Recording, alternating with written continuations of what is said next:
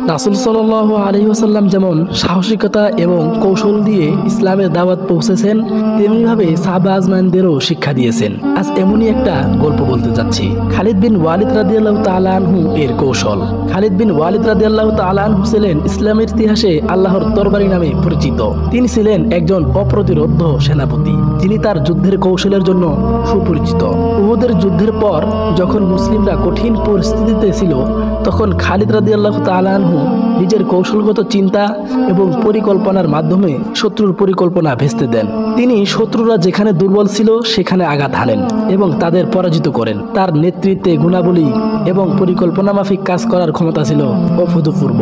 খালিদ রাদিয়াল্লাহু তাআলা আনহু এর জীবন থেকে আমরা শিখি, সফলতার জন্য কৌশলগত চিন্তা এবং দৃঢ় সংকল্প অত্যন্ত গুরুত্বপূর্ণ।